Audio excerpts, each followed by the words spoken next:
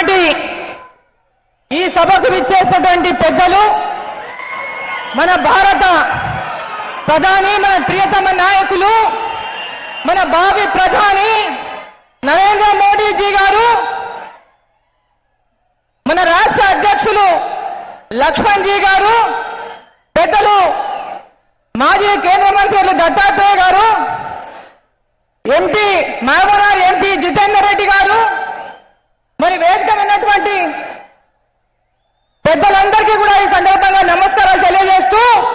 వేదిక ముందున్నటువంటి అన్న తమ్ములకు, అక్క చెల్లెలకు నా యొక్క హృదయపూర్వక నమస్కారాలు తెలియజేస్తా ఉన్నాను. జై భారత్ మాతాకి, నరేంద్ర మోడీ గారి నాయకత్వం. అన్నలారా, తమ్ములారా, అక్కలారా, చెల్లెల్లారా, నేను మీ ఆడబిడ్డగా ఈ పాలమూరు గడ్డ మీదనే పుట్టి, ఈ పాలమూరు గడ్డ మీదనే పెరిగి, ఈ ప్రాంత అభివృద్ధి కోసం అహర్నిశలు తాపత్రయపడుతున్నటువంటి ఈ పాలమూరు బిడ్డగా ఈ రోజు నరేంద్ర మోడీ గారి సైన్యంలో ఒక సైనికురాలిగా ఈ రోజు టీఆర్ఎస్ పార్టీని ఎదుర్కోవడానికి, ఈ రాష్ట్రంలో టీఆర్ఎస్ పార్టీ యొక్క నిరంకుశ పాలన అంతమొందించడానికి నరేంద్ర మోడీజీ గారి సైన్యంలో చేరాలని మీకు ఈ సందర్భంగా తెలియజేసుకుంటూ, మరి ఈరోజు నరేంద్ర మోడీజీ ఈ దేశం యొక్క రక్షణ కోసం, భద్రత కోసం ప్రపంచ దేశాల్లోనే ఒక బలమైన నాయకుడిగా మన భారతదేశాన్ని అగ్రదేశాల మధ్య నిలబెడుతూ, మరి భారతదేశానికి ఈ రోజు నరేంద్ర మోడీజీ నాయకత్వమే తప్ప ఇంకెవరూ ఈ దేశానికి రక్షణ కల్పించలేరు అని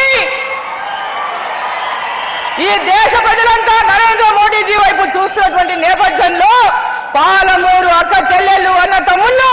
మనం నరేంద్ర మోడీ గారికి సైనికులుగా ఉండాల్సినటువంటి అవసరం ఉందని ఈ సందర్భంగా నేను కోరుతా ఉన్నాను. పాలమూరు ఎంపీ స్థానాన్ని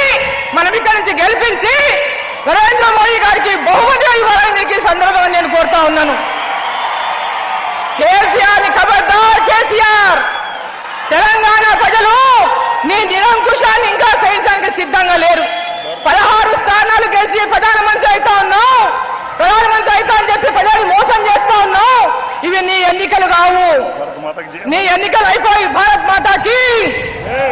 భారత్ మాతాకి,